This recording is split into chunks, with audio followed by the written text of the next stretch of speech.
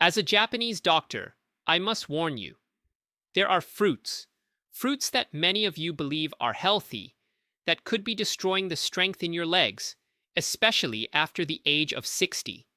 What if I told you that the unsteadiness you feel, the weakness in your thighs, the difficulty climbing stairs, isn't just an inevitable part of aging?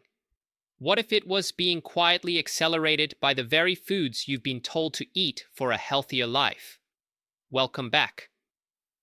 I am Dr. Sato.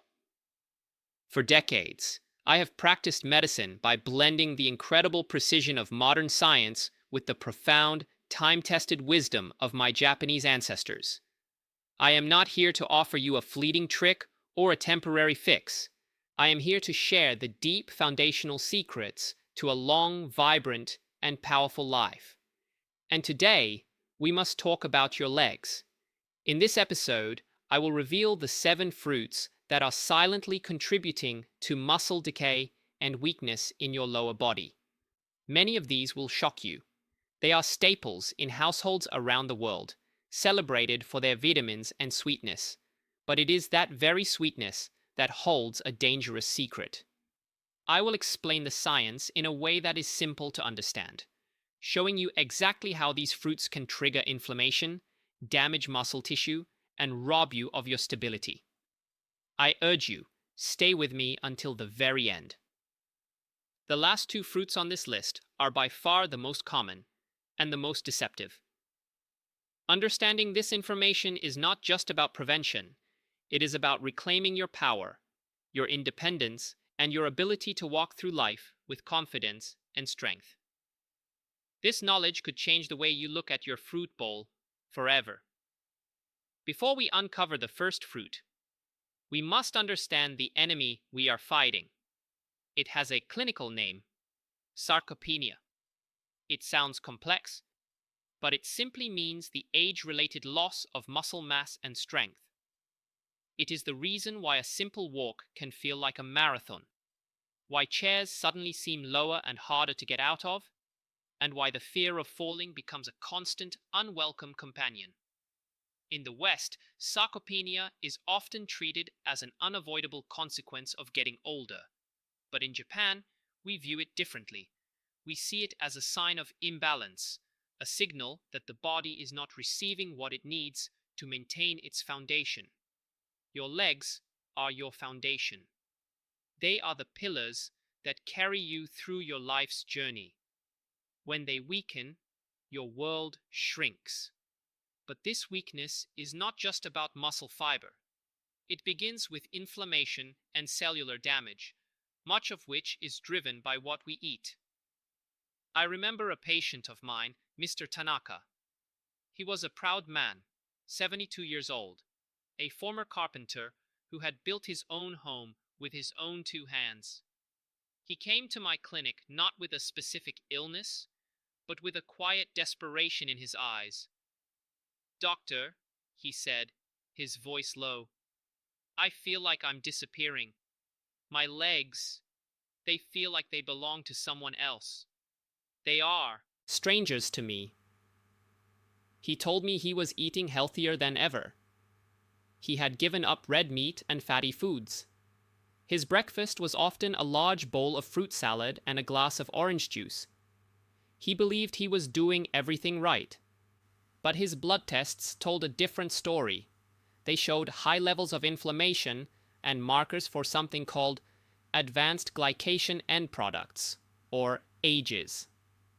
These are nasty little compounds that form when excess sugar in your bloodstream attaches to proteins. Think of it like caramelization. Just as sugar turns brown and sticky in a hot pan, it does something similar inside your body. It makes your tissues, including your muscles and blood vessels, stiff, brittle, and dysfunctional. Mr. Tanaka's healthy fruit breakfast was, in fact, flooding his system with sugar, creating these AGEs, and fueling the very inflammation that was weakening his legs. His story is why I must share this with you today. His journey back to strength began not with a new medication, but with a new understanding of his fruit bowl. Let us begin with the first fruit, one that is often praised as a natural sweetener and a source of energy. Fruit number 1, dates. Dates are often marketed as a healthy alternative to sugar, packed with fiber and minerals, and in small quantities. For a young, active body, they can be. But for anyone over 60 concerned with muscle strength, dates are a trap.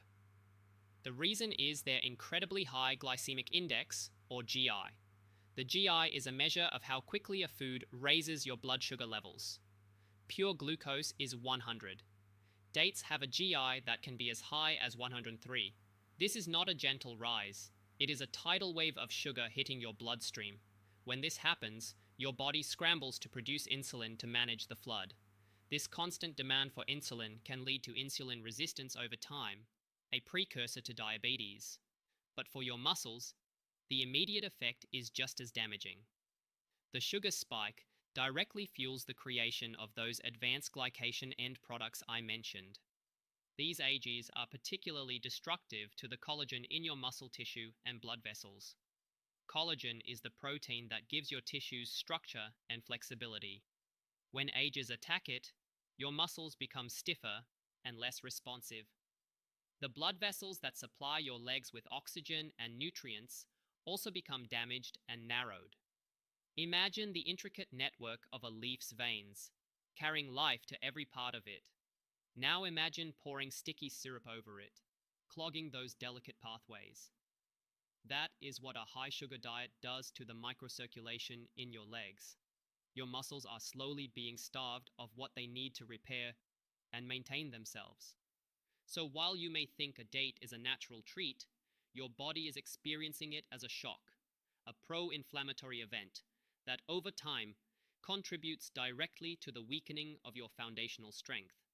It is a sweet poison masquerading as a health food. Fruit number 2. Watermelon. On a hot summer day, what is more refreshing than a slice of juicy watermelon? It is hydrating, it is delicious, and it is almost entirely fat-free. This is all true. However, it is also a fruit with a surprisingly high glycemic index, typically ranging from 72 to 80. This places it firmly in the category of foods that cause a rapid spike in blood sugar. For an older adult, this spike is a significant problem. As we age, our body's ability to manage blood sugar becomes less efficient. The pancreas may not produce insulin as effectively, and our cells can become more resistant to its effects. When you eat a high GI food like watermelon, you are putting immense stress on this already taxed system. The resulting hyperglycemia, high blood sugar, is a well-documented trigger for systemic inflammation. A study published in the American Journal of Clinical Nutrition has shown a direct link between high GI diets and elevated levels of C-reactive protein, CRP, a primary marker for inflammation in the body. Chronic low-grade inflammation is a key driver of sarcopenia. It sends continuous signals to your body to break down muscle tissue, a process called catabolism. It's like a constant quiet fire smoldering in your body, and your muscles are part of the fuel. Furthermore, the sugar from watermelon, if not used immediately for energy, is quickly converted and stored by the body. For many seniors who are not as physically active as they once were, this excess sugar contributes to fat gain, particularly visceral fat around the organs. This type of fat is not passive. It is metabolically active and produces its own inflammatory cytokines, adding even more fuel to the fire. So, that seemingly innocent slice of watermelon is not just sugar and water. It is a potential trigger for an inflammatory cascade that directly undermines the integrity of your leg muscles. It offers a moment of sweet refreshment at the cost of long-term stability. Fruit number 3, pineapple. Pineapple is celebrated for its enzyme, bromelain, which is known to have anti-inflammatory properties and aid in digestion. This leads many to believe that pineapple is an excellent choice for health.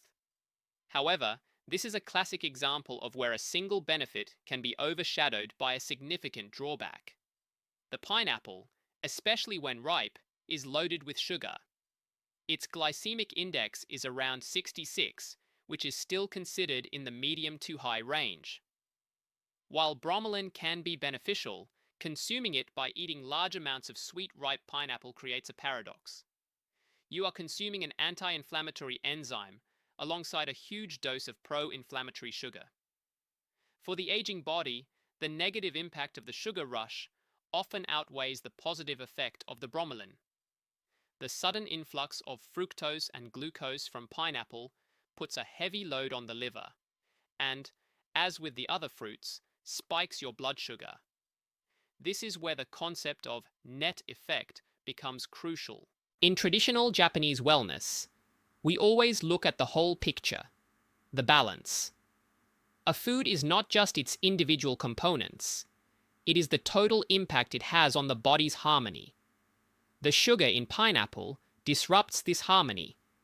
It contributes to the formation of ages, which, as we've discussed, stiffen your arteries and muscle fibers.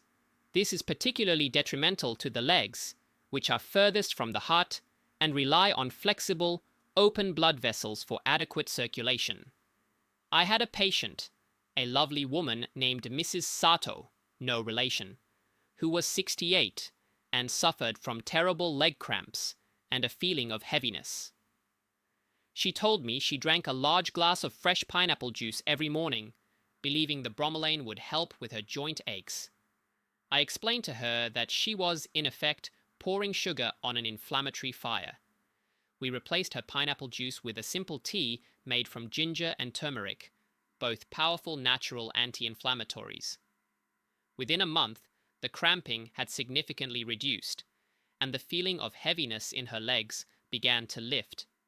She learned that to heal the body, you must first remove the things that are causing the harm. Pineapple, for all its tropical allure, was one of her harms. Fruit number 4, the ripe banana. This one is perhaps the most controversial. Bananas are a go-to source of potassium, essential for muscle function and nerve signaling. They are convenient, affordable, and easy to eat. So how can they be on this list? The secret lies in one word: ripeness. A green, slightly unripe banana has a lower GI because its carbohydrates are mostly in the form of resistant starch, which is not easily digested and does not spike blood sugar. But as a banana ripens, turning from green to yellow with brown spots, that starch is converted into simple sugars: sucrose, fructose, and glucose. A very ripe banana can have a glycemic index of over 60. For a senior, a ripe banana is a muscle imposter. You eat it thinking you are getting a healthy dose of potassium for your muscles, but you are also getting a concentrated dose of sugar that works against them. The potassium is beneficial, yes, but it is packaged with a payload that triggers inflammation and contributes to the slow degradation of muscle tissue. The sugar spike from a ripe banana can be particularly problematic in the morning, a time when many people's cortisol levels are already high, making them naturally more insulin resistant. Think of it this way: you would not build a house with strong bricks but use weak crumbling mortar. The sugar in a ripe banana is like that weak mortar. It undermines the very structure you are trying to support with the potassium. This is why context is everything. In Japan, we often consume bananas when they are still firm and only tinged with yellow. We also practice the art of food combining, never eating a sweet fruit alone on an empty stomach. We might have it with a source of protein or healthy fat, like a few nuts, which slows down the absorption of the sugar and prevents the damaging spike. So, if you love bananas, choose them when they are greener. Avoid the soft, heavily spotted ones that are so easy to mash. Your legs will thank you for choosing the less sweet, more structurally sound option. What is your favorite way to eat bananas? Do you prefer them green or ripe? Let me know in the comments below. I am genuinely curious to hear your habits. Fruit number 5. Grapes. Grapes are small, convenient, and so easy to eat that we can often lose track of how many we have consumed. A handful becomes a bowlful, and we justify it because, after all, they are just fruit. But grapes, especially the sweet, seedless varieties, are little bags of sugar. A single cup of grapes can contain over 23 grams of sugar, with a glycemic index of around 59. Because they are so small and lack significant fiber compared to other fruits, this sugar hits the bloodstream very quickly. There is no chewing resistance, no real work for the digestive system to do. It is almost like drinking a sugary beverage. This rapid absorption causes a significant insulin spike, and over time, this pattern is a recipe for inflammation. Let's go deeper into the connection between inflammation and muscle weakness. When your body is in a state of chronic inflammation, it affects the mitochondria within your muscle cells. Mitochondria are the tiny power plants of your cells. They generate the energy, ATP, your muscles need to contract and function. Inflammation impairs mitochondrial function. It's like trying to run a power plant with dirty, low-quality fuel. The energy output drops. Your muscles feel tired, weak, and have less endurance. Not because the muscle itself is gone, but because it lacks the power to work properly. This is why you might feel that deep, persistent fatigue in your legs that has nothing to do with a hard day's work. It is a cellular fatigue, born from a state of chronic inflammation. The seemingly harmless bowl of grapes, eaten day after day, contributes to this state. It feeds the inflammatory cycle and drains your muscles' power plants. I often advise my patients to think of grapes as candy from nature. Enjoy them as a rare treat, one or two, savored slowly, not as a mindless snack. Instead, reach for a handful of blueberries, which have a lower GI and are packed with antioxidants called anthocyanins that actively fight inflammation. Fruit number 6, mangoes. The mango is known as the king of fruits in many parts of the world. It is rich, decadent, and bursting with flavor and vitamins, particularly vitamin A and C. But it is also a king when it comes to sugar content. A ripe mango is a sugar bomb with a glycemic index that can reach up to 56 or higher, depending on the variety and ripeness. The problem with mangoes, much like grapes, is their high concentration of fructose. While all sugar can be problematic in excess, fructose is uniquely challenging for the body, especially as we age. Unlike glucose, which can be used by cells all over the body, fructose is almost exclusively metabolized by the liver. When you consume a large amount of fructose, as you would from a whole mango, you overwhelm the liver. The liver's response is to convert that excess fructose into fat, specifically triglycerides. This process not only contributes to fatty liver disease, but also releases inflammatory markers into the bloodstream. This liver-driven inflammation has a systemic effect. It circulates throughout your body, affecting every organ system, including your musculoskeletal system. A 2017 study in the Journal of Hepatology confirmed that high fructose intake is a direct cause of liver inflammation, which in turn promotes systemic inflammation. This creates a hostile environment for muscle maintenance. Your body is too busy dealing with the inflammatory crisis to focus on repairing and building muscle tissue. Think of your body as a village. If the main water purification plant, the liver, is overwhelmed and starts pumping out dirty water, inflammation, every single house in the village, your cells, will suffer. The houses at the furthest edge of the village, your legs, will be the last to get any clean water and the first to show signs of decay. This is why the health of your liver is so intimately connected to the strength in your legs. By eating high fructose fruits like mangoes, you are burdening your liver and, indirectly, starving your legs of the clean, healthy environment they need to thrive. Fruit number 7. Oranges and orange juice. This final one may be the most deeply ingrained habit for millions of people. An orange, or a glass of orange juice, is synonymous with a healthy breakfast and a dose of vitamin C. But I am here to tell you that this habit could be one of the most significant contributors to your leg weakness. Let's separate the whole fruit from the juice first. Orange juice is a disaster. When you juice an orange, you remove all of its fiber, the one component that helps slow down sugar absorption. What you are left with is a glass of sugar water with some vitamins. A single 8-ounce glass of orange juice contains roughly the same amount of sugar as a can of soda. It causes a massive, immediate spike in blood sugar, triggering the inflammatory cascade and ages formation we have discussed at length. There is no ambiguity here. For anyone over 60, drinking fruit juice is an act of self-sabotage. But what about the whole orange? It is better, but still problematic. While it does contain fiber, the modern orange has been bred for sweetness. It has a moderate GI, around 40-50, but its high sugar content can still contribute to your total daily sugar load, especially if you eat more than one.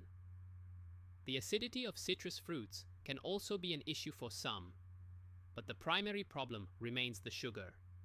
Remember my patient, Mr. Tanaka. His breakfast included a large glass of orange juice.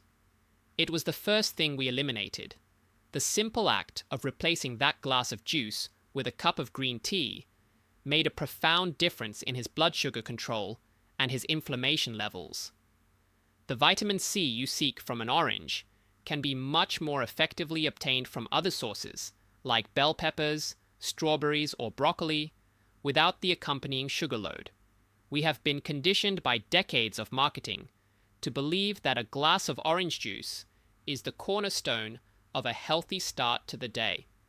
It is a powerful belief, but I ask you to look at the science and listen to your body. If you feel stiff, weak, and inflamed, it is time to question these old habits. Your morning glass of sunshine might be casting a long, dark shadow over the health of your legs. So, we have walked through the 7 fruits that, while seemingly healthy, can be silent destroyers of your leg strength after 60. Dates, watermelon, pineapple, ripe bananas, grapes, mangoes, and oranges, especially in juice form. I can see the question in your eyes. Doctor, so I should not eat any fruit? That is not the message. In Japan, we believe in balance, not deprivation. Fruit is a gift from nature, but it must be consumed with wisdom and respect for its power. The key is to choose fruits that are low in sugar and high in anti-inflammatory compounds. Reach for berries, blueberries, raspberries, strawberries. They are packed with antioxidants and have a minimal impact on blood sugar. Enjoy cherries, which contain compounds that can help reduce muscle soreness. Embrace the avocado, a true superfood, rich in healthy fats and potassium, with almost no sugar. An apple a day, particularly the Tata green varieties, is still wise advice. Your body has an incredible, innate ability to heal. The first step in that healing process is to remove the obstacles. Today, we have identified 7 potential obstacles hiding in your fruit bowl. By making these simple changes, by choosing your fruits with intention, you are not just avoiding harm. You are creating the space for your body to repair, to reduce inflammation, and to rebuild the strong foundation that will carry you for decades to come. Strength is not lost overnight, and it is not regained overnight. It is the result of small, consistent choices made every single day. Start today. Look at your kitchen with new eyes. Your journey back to strength begins now. If you have found this information valuable, please subscribe and share this video with someone you love. It is through sharing this wisdom that we can help each other live longer, healthier, and stronger lives. And please, tell me in the comments, which of these 7 fruits surprised you the most? I will be reading your responses. Thank you for your time and your attention. See you in the next episode.